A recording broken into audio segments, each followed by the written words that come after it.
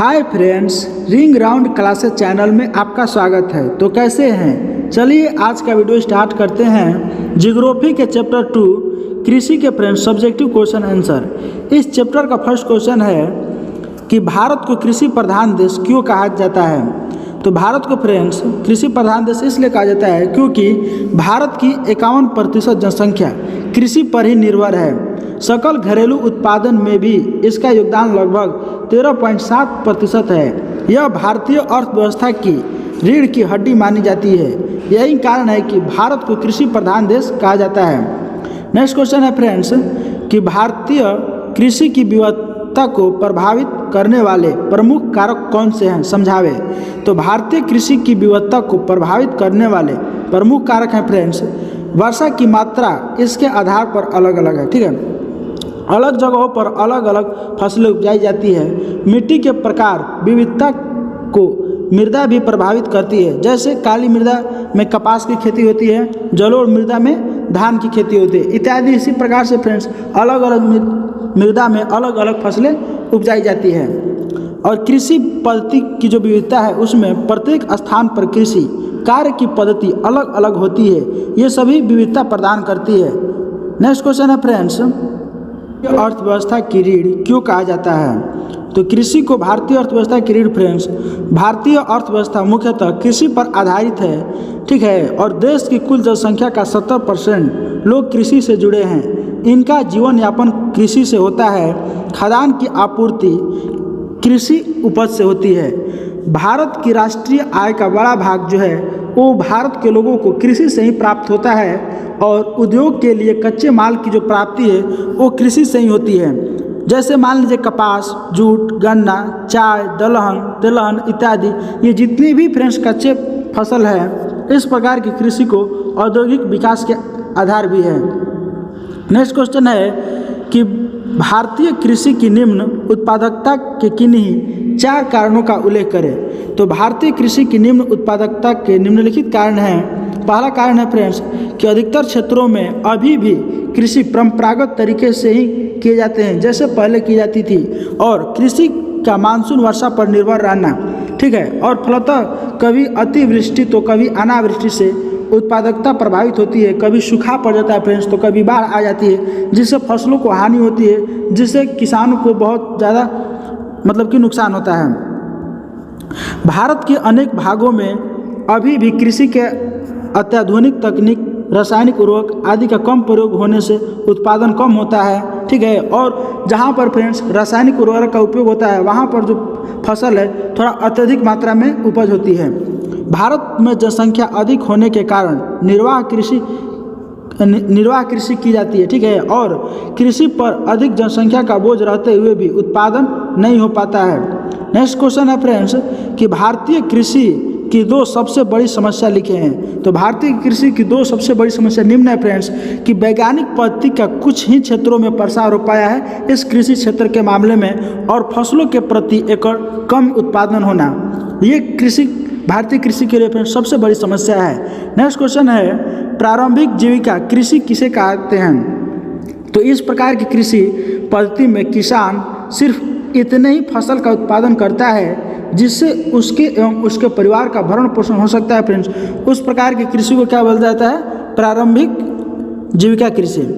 Next question है कि जीवन निर्वाह कृषि से आप क्या समझते हैं। तो जीवन निर्वाह कृषि जो है फ्रेंड्स उस कृषि को कहते हैं जिसमें उत्पादन का लक्ष्य अपना तथा अपने परिवार के भरण पोषण ही सिर्फ होता है। इस प्रकार की कृषि मुख्य रूप से विकासशील देश तथा पिछड़े देश में देखने को मिलती है। इस प्रकार की कृषि में सुविधाओं की नमी के कारण प्रति हेक्टेयर उत्पादन काफ़ी कम होता है। नेक्स्ट क्वेश्चन है फ्रेंड्स कि भारतीय अर्थव्यवस्था में कृषि का क्या महत्व है। तो भारतीय अर्थव्यवस्था पूर्णतः कृषि पर आधारित है और कृषि से ही देश के विभिन्न प्रकार के खाद्य सामग्री प्राप्त होती है। इसी से विभिन्न प्रकार के उद्योगों के लिए कच्चा माल प्राप्त होता है। इसके अलावा कॉफी से रोजगार एवं विदेशी मुद्रा की भी प्राप्ति होती है। अतः हम कह सकते हैं कि जो भारतीय कृषि है वो अर्थव्यवस्था की एक रीढ़ है फ्रेंड्स। ठीक है, नेक्स्ट क्वेश्चन है कि भारत में गहन कृषि के लिए कौन सी सुविधा पाई जाती है, समझावे। तो भारत में फ्रेंड्स तेजी से बढ़ती हुई जो जनसंख्या का दबाव है और सीमित कृषि योग्य भूमि के रहने के कारण गहन कृषि अपनाई जाती है। भारत मानसूनी वर्षा वाला देश है और वर्षा एक विशेष मौसम में होती है और अनियमित रूप से होती है। तो कहीं बाढ़ जैसी समस्या आ जाती है और कहीं वर्षा के अभाव देखने को मिलता है। जहाँ पर सुखाड़ हो जाता है फ्रेंड्स, ऐसे क्षेत्रों में सिंचाई का सहारा लिया जाता है और हिमालय से जो नदियाँ निकलती हैं उनसे ज़्यादा जल परित रहती है, अर्थात ज़्यादा हिमालय से फ्रेंड्स नदियाँ जो बहती रहती है उसमें जल रहता है। तो उन नदियों पर बांध बनाकर नहरें निकाली जाती है और उनसे जहाँ पर जल अभाव है, अर्थात जहाँ पर जल नहीं है फ्रेंड्स, उस प्रकार के क्षेत्रों में सिंचाई की व्यवस्था प्रदान की गई है। और भारत के मैदानी भागों में जलोढ़ मिट्टी पाई जाती है जो अत्यंत उपजाऊ है। इन्हीं कारणों से फ्रेंड्स भारत में गहन कृषि की जाती है। और ये जो जलोढ़ मृदा है फ्रेंड्स, ये धान की खेती के लिए बहुत ही मतलब कि उपजाऊ मिट्टी मानी जाती है। नेक्स्ट क्वेश्चन है कि कृषि कार्य का मुख्य उद्देश्य क्या है, समझाएं। तो कृषि कार्य का फ्रेंड्स मुख्य उद्देश्य है भोजन उपलब्ध कराना। यह कृषि आधारित उद्योगों को कच्चा माल उपलब्ध कराता है। कृषि कार्य से जो उपज प्राप्त होता है उसके निर्यात से विदेशी मुद्रा प्राप्त होती है। देश का 24% आय कृषि कार्य से ही प्राप्त होता है। राष्ट्रीय आय में कृषि का एक महत्वपूर्ण योगदान है। आज भी फ्रेंड्स ग्रामीण लोगों को रोजगार प्रदान करना एक मुख्य उद्देश्य है, ठीक है, जो कृषि से ही पूर्ण होता है। नेक्स्ट क्वेश्चन है कि व्यापारिक कृषि और निर्वाह कृषि में अंतर स्पष्ट करें। तो सबसे पहले हम फ्रेंड्स व्यापारिक कृषि को देखते हैं। तो व्यापारिक दृष्टिकोण से की जाने वाली कृषि व्यापारिक कृषि कही जाती है। इस कृषि में अत्याधुनिक कृषि तकनीक, रासायनिक खाद, बीज परिष्कृत जो होता है और सिंचाई, कीटनाशक इत्यादि जो दवाओं का उपयोग किया जाता है, जैसे गन्ना, जूट, मूंगफली आदि में। तो इस प्रकार की जो खेती होती है फ्रेंड्स वो व्यापारिक कृषि होती है जो व्यापार के लिए की जाती है। अब आते हैं दूसरा टॉपिक है मेरा निर्वाह कृषि। निर्वाह कृषि तो परंपरागत तरीके से जैसे हल, बैल, कुदाल इत्यादि की सहायता से की जाने वाली कृषि, ठीक है फ्रेंड्स, जिसमें फसल उत्पादन जीविका निर्वाह के लिए किया जाता है, उसको निर्वाह कृषि कहते हैं। और इस कृषि पर जनसंख्या का बोझ अत्यधिक होता है, ठीक है, एवं इस आधुनिक तकनीक का प्रयोग कम किया जाता है, जैसे चावल, गेहूँ, मकई आदि में। नेक्स्ट क्वेश्चन है कि गहन कृषि की विशेषताओं को लिखें। तो गहन या सघन जो कृषि है फ्रेंड्स, इसकी मुख्य विशेषताएं हैं कि कृषि की उन्नत तकनीक का प्रयोग के कारण प्रति हेक्टेयर उत्पादन अधिक होता है और नमी की अधिकता के कारण निचली जमीन में सघन कृषि होती है फ्रेंड्स, ठीक है। और इस कृषि के तहत धान एवं गेहूँ सहित अन्य खाद्यान्न की खेती की जाती है। और इस कृषि पद्धति में उर्वरकों का कम प्रयोग किया जाता है, जिससे अधिक खर्च करके कम जमीन से अधिक उत्पादन प्राप्त करना इस खेती की मुख्य विशेषता होती है। तो नेक्स्ट क्वेश्चन है फ्रेंड्स, शुद्ध राष्ट्रीय आय में कृषि उत्पाद के योगदान की चर्चा कीजिए। तो शुद्ध राष्ट्रीय आय में भारतीय कृषि उत्पाद का महत्वपूर्ण योगदान है। देश की 24% आय कृषि उत्पाद से प्राप्त होती है। आंतरिक एवं अंतर्राष्ट्रीय व्यापार में भी कृषि की महत्वपूर्ण भूमिका है।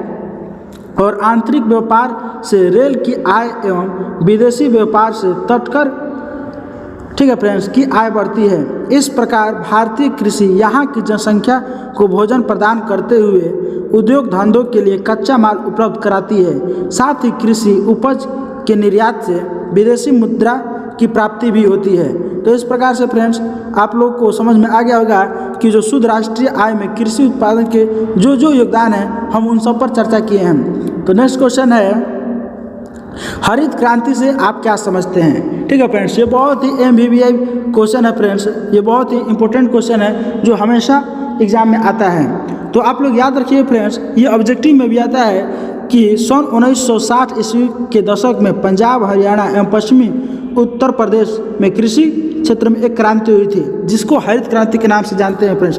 और ये हरित क्रांति फ्रेंड्स 1960 ईस्वी में हुई थी, ठीक है, जिसे हरित क्रांति कहते हैं। यह भारत को कृषि के मामले में आत्मनिर्भर बनाया। इसमें सर्वाधिक उपज गेहूं की हुई थी। इस क्रांति के जो जनक थे डॉक्टर एम.एस. स्वामीनाथन थे। ठीक है, इसमें उत्तम बीजों एवं खाद का प्रयोग किया गया था। नेक्स्ट क्वेश्चन है, भारत विश्व का एक अग्रणी चाय निर्यातक देश है, क्यों? कारण बताएं। तो भारत में फ्रेंड्स चाय उत्पादन के लिए अनुकूल भौगोलिक परिस्थितियां पाई जाती है और चाय का उत्पादन भी भरपूर किया जाता है, परंतु भारत एक गर्म देश है जहां इसकी खपत ठंड देशों की तुलना में कम होती है। ठीक है, यहाँ की जो चाय है उत्तम किस्म की होती है जिसका विश्व बाजार में अत्यधिक मांग है फ्रेंड्स, और इसलिए भारत का चाय के निर्यात में अग्रणी है। जो भारत का चाय होता है फ्रेंड्स वो विदेशी लोग बहुत ही चाव से पीते हैं, इसलिए विदेशों में भारत की जो चाय है फ्रेंड्स उसकी कीमत बहुत ज़्यादा है।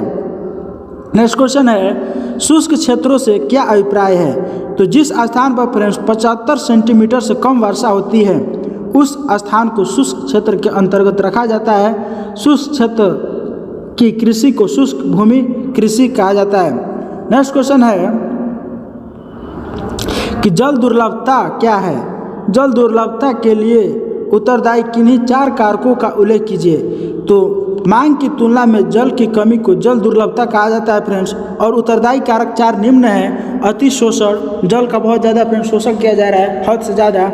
जहां आपको 2 बाल्टी में ही काम हो जाना है वहां पर आप 10 बाल्टी पानी का नुकसान कर रहे हैं। और समाज अनुचित प्रबंध उसका कर दिया जा रहा है। ठीक है, जहाँ पर बहुत सारे शादियों में देखिएगा फ्रेंड्स जहाँ पर 10 बिसलरी का काम है वहाँ पर 50 बिसलरी का टैंक कर दिया गया है, जिससे पानी बहुत ज़्यादा नुकसान होता है। समाज के विभिन्न वर्गों में जल का असमान वितरण, जहाँ पर जल की ज़रूरत है वहाँ पर जल कम मात्रा में उपलब्ध है, और जहाँ पर जल की कम ज़रूरत है फ्रेंड्स वहाँ पर जल अत्यधिक मात्रा में उपलब्ध है। औद्योगिकीकरण एवं शहरीकरण में फ्रेंड्स जल दुर्लभता अत्यधिक देखने को मिलती है। ठीक है, नेक्स्ट क्वेश्चन है, नकदी और रोपड़ फसल में अंतर बताएं। तो नकदी फसल फ्रेंड्स छोटे एवं बड़े आकार के भूखंड पर अधिक से अधिक मुद्रा की प्राप्ति के उद्देश्य से इस प्रकार के फसल उपजाए जाते हैं, जैसे तंबाकू, मसाला आदि। ठीक है, ये सभी के सभी फ्रेंड्स नकदी फसल कहलाते हैं। कि रोपड़ फसल रोपनी कृषि भी एक प्रकार की व्यापारिक कृषि ही है। इस कृषि में उद्योग के तरह ही मैनेजर एवं मजदूर की व्यवस्था होती है और मिल मालिक की तरह इसमें कृषक की स्थिति होती है फ्रेंड्स। ऐसे कृषि बड़े बड़े फार्मों में यंत्रों एवं अन्य आधुनिक तकनीक से की जाती है। उस कृषि को क्या कहते हैं फ्रेंड्स? फसल रोपड़। ठीक है, नेक्स्ट क्वेश्चन है कि मनुष्यों की मूलभूत आवश्यकताएं क्या हैं? तो वे सभी आवश्यकताएं जो मानव के अस्तित्व के लिए अत्यंत आवश्यक हैं मूलभूत आवश्यकताएं कहलाती हैं, जैसे रोटी, कपड़ा और मकान। नेक्स्ट क्वेश्चन है कि भारतीय लोगों के आजीविका का मुख्य आधार क्या है? तो भारत की लगभग 2/3 आबादी प्रत्यक्ष अथवा अप्रत्यक्ष रूप से कृषि कार्य में लगी हुई है। यही उसकी आजीविका का मुख्य आधार है। देश के किसान इस पर सर्वाधिक निर्भर हैं और कृषि का राष्ट्रीय उत्पादन में भी काफ़ी बड़ा योगदान है। नेक्स्ट क्वेश्चन है फ्रेंड्स कि स्वतंत्रता के बाद पंचवर्षीय योजनाओं में कृषि के विकास के लिए कौन से महत्वपूर्ण कदम उठाए गए हैं? तो इसके अंतर्गत खेती में उन्नत तकनीक अपनाई गई है, उत्तम बीज का विकास किया गया है तथा रासायनिक उर्वरक का तेजी से प्रयोग होने लगा है। हरित क्रांति के लिए प्रयास कर सफल बनाया गया है और किसान जो क्रेडिट कार्ड है फ्रेंड्स इत्यादि नवीन योजनाएं लाई गई है। तो इस प्रकार से फ्रेंड्स पंचवर्षीय योजनाओं में कृषि के विकास देखने को मिलते हैं। नेक्स्ट क्वेश्चन है कि भारत में उपजाए जाने वाले प्रमुख खाद्य और व्यावसायिक फसलों के नाम लिखिए। तो भारत में फ्रेंड्स प्रमुख तौर पर खाद्य फसल में धान, गेहूं, मक्का, दलहन, तिलहन, ज्वार, बाजरा, रागी। प्रमुख व्यावसायिक फसल गन्ना, चाय, कॉफ़ी, गरम मसाले, रबर आदि का उपयोग मतलब कि उत्पादन किया जाता है। नेक्स्ट क्वेश्चन है फ्रेंड्स कि रबी फसलें क्या है? 4 उदाहरण दे। तो रबी फसलें को शीत ऋतु में अक्टूबर से दिसंबर के मध्य बोया जाता है फ्रेंड्स, और ग्रीष्म ऋतु में अप्रैल से जून के मध्य काटा जाता है। जैसे गेहूं इसमें आता है और चना तथा मटर। अब फ्रेंड्स ये सभी के सभी क्या हैं? रबी फसलें कहलाती हैं। ऑप्शन इसमें 4 हो जाएगा। ठीक है, नेक्स्ट क्वेश्चन है कि फसल प्रारूप किसे कहते हैं? तो फसल प्रारूप फ्रेंड्स फसल को मौसम के अनुरूप उपजाया जाता है। ठीक है, जिसमें भारत के प्रमुख फसलें हैं, जैसे खरीफ फसल जो होती है वो मानसून पूर्व में उपजाई जाती है फ्रेंड्स, वर्षा के दिनों में, ठीक है। रबी वर्षा के बाद अर्थात जाड़ा के प्रारंभ में इसका मतलब कि उत्पादन किया जाता है। और ज़्यादा ग्रीष्म ऋतु में फ्रेंड्स जैसे कि खीरा, ककड़ी, ठीक है, इन सब का उत्पादन होता है। तो ऑप्शन इसमें टोटल सही है। नेक्स्ट क्वेश्चन है,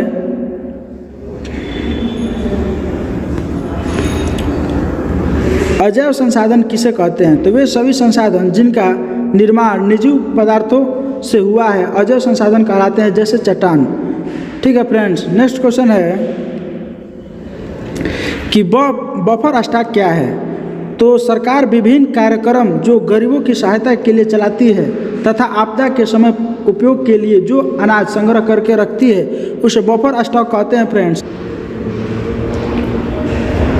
बफर स्टॉक क्या है? तो सरकारें विभिन्न कार्यक्रम जो गरीबों की सहायता के लिए चलाती है तथा आपदा के समय जो उपयोग के लिए जो अनाज संग्रह करके रखी है फ्रेंड्स, जिसे बफर स्टॉक कहा जाता है, जिसमें बहुत सारे अनाज, धान और गेहूं रखे जाते हैं जो आपदा के समय में काम आते हैं। यह कार्य भारत के फूड कॉरपोरेशन ऑफ इंडिया के द्वारा मतलब कि किया जाता है। तो चलिए फ्रेंड्स, इस चैप्टर में सिर्फ इतने ही प्रश्न थे। अगर आपको ये वीडियो थोड़ा सा भी अच्छा लगा हो तो आप इसे लाइक करें और इसी प्रकार की और भी वीडियो देखने के लिए आप हमारे चैनल को सब्सक्राइब करें फ्रेंड्स।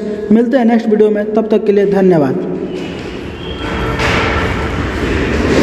अजैव संसाधन किसे कहते हैं? तो वे सभी संसाधन जिनका निर्माण निर्जीव पदार्थों से हुआ है अजैव संसाधन कहलाते हैं, जैसे चट्टान, ठीक है फ्रेंड्स। नेक्स्ट क्वेश्चन है, बफर स्टॉक क्या है? तो सरकारें विभिन्न कार्यक्रम जो गरीबों की सहायता के लिए चलाती है तथा आपदा के समय जो उपयोग के लिए जो अनाज संग्रह करके रखी है फ्रेंड्स, जिसे बफर स्टॉक कहा जाता है, जिसमें बहुत सारे अनाज, धान और गेहूं रखे जाते हैं जो आपदा के समय में काम आते हैं। यह कार्य भारत के फूड कॉरपोरेशन ऑफ इंडिया के द्वारा मतलब कि किया जाता है। तो चलिए फ्रेंड्स, इस चैप्टर में सिर्फ इतने ही प्रश्न थे। अगर आपको ये वीडियो थोड़ा सा भी अच्छा लगा हो तो आप इसे लाइक करें और इसी प्रकार की और भी वीडियो देखने के लिए आप हमारे चैनल को सब्सक्राइब करें फ्रेंड्स। मिलते हैं नेक्स्ट वीडियो में, तब तक के लिए धन्यवाद।